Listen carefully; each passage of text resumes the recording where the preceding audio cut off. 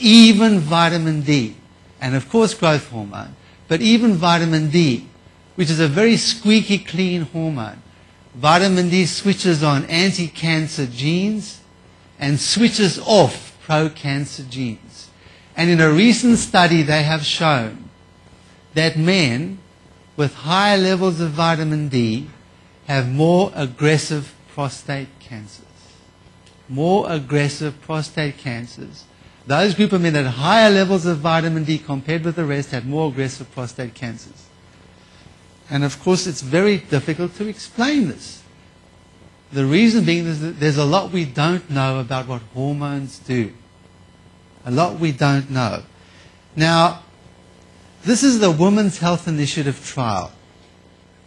And in this trial they showed that if you give women estrogen and progesterone there, which is the blue line, their breast cancer incidence increases quite significantly compared with placebo. Not only does their breast cancer incidence increases, but their heart disease incidence increases, and their risk of getting Alzheimer's disease increases.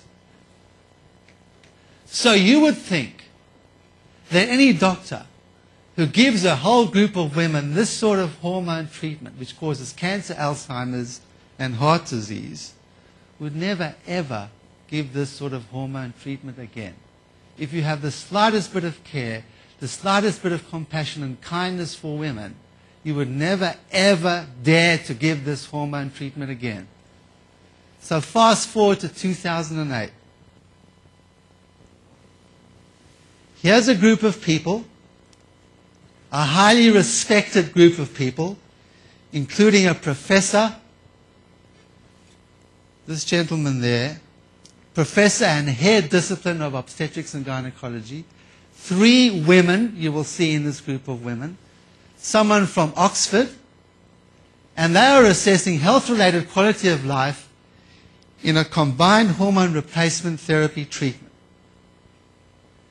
Now you would not think that this group of highly erudite, highly educated, highly respected, highly responsible people would dare to give women the exact same hormones that have been known to cause breast cancer, Alzheimer's disease, and heart disease. You wouldn't dare do this. So what do they give them?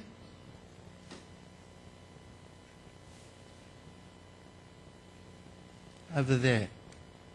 Exactly the same. They gave them conjugated equine estrogen and medroxyprogesterone acetate. Yes, sorry. There it is. I missed it. The exact same hormone treatment that was given to the women in Women's Health Initiative were given to the same bunch of women. And what happened? You see, the thing is, when you're a gynecologist and you get told that you can no longer prescribe hormones, or it's not safe to prescribe those hormones, and those are the only hormones you have to prescribe, what the hell do you do then? There's nothing much more for you to do. You can become a restaurant owner, but then you have to use your intelligence to make money. It's much easier to be a professor of obstetrics and do the same thing again. So what do they claim? Can you read this? So the women felt better. They slept better, they felt better. And so these gynecologists claim that, there you go, we told you, if we give these women these hormones for 1 year, they will feel better.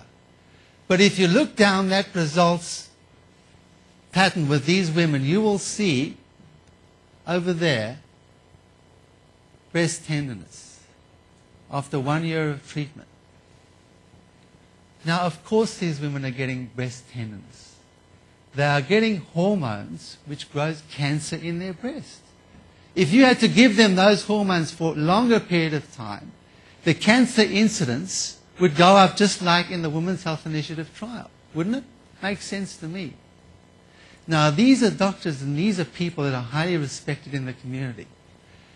To me, I really believe journalists should get hold of this very, very strongly, because in my book, this is a criminal act. These guys are criminals. They are maniacs. They do not care about women. They have serious mother issues. It's taken me Yeah, it's taken me years of therapy to get through the issues I have with my mother.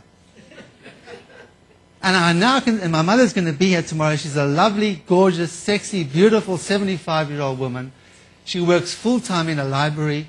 She walks in the city to surf every year. She's sharp as a tack. And she's a wonderful woman, my mother. I think Alistair McLennan, that gentleman over there, has got serious issues with his mother, unresolved. And the conclusion is there that it can improve the health-related quality of life. Improve it. So if you think that's bad, what they've done there, let me tell you a little bit about folic acid. This is an article written by a gentleman called David Smith. And the beautiful thing about Medline is when you find articles that you like, you can actually email these doctors and have a whole conversation with them. And you can request their articles. So I saw this article in the American Journal of Clinical Nutrition, and it seemed quite interesting. So I said, I can't get hold of this through my library database. Can you send this to me? Which he did. And he is the head researcher at Oxford University. A highly respected gentleman, I think. So when you take folic acid, I'm going to have some water now. Excuse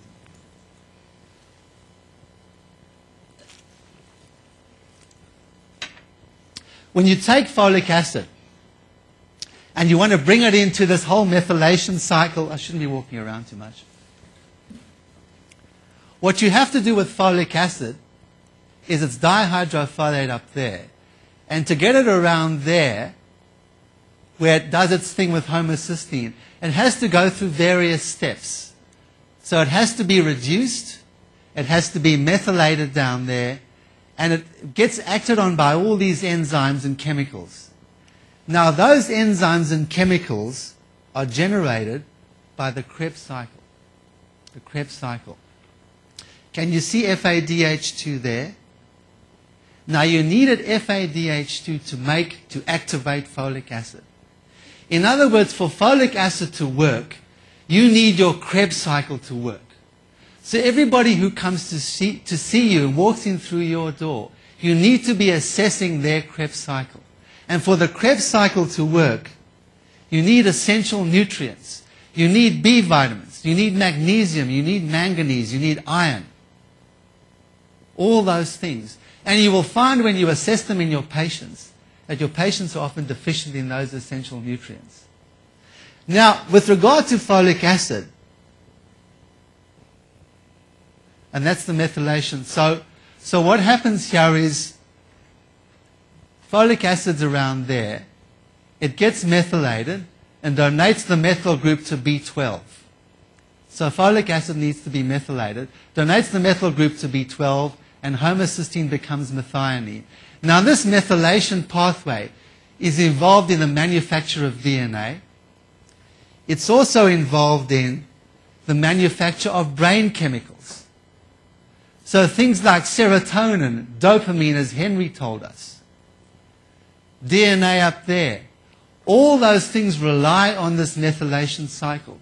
So folic acid is absolutely vital for methylation, absolutely vital for DNA, absolutely vital for those brain chemicals like serotonin and dopamine. Now the thing about folic acid is, the folic acid we get in our food, the fortified food, because our food is fortified with folic acid, and the reason they've fortified our food with folic acid, because they found that pregnant women with folic acid deficiency have neural tube defects. So they have fortified our food with folic acid. Folic acid is in cereals and breads. The only problem with the folic acid that's in cereals and breads is that it's oxidized folic acid.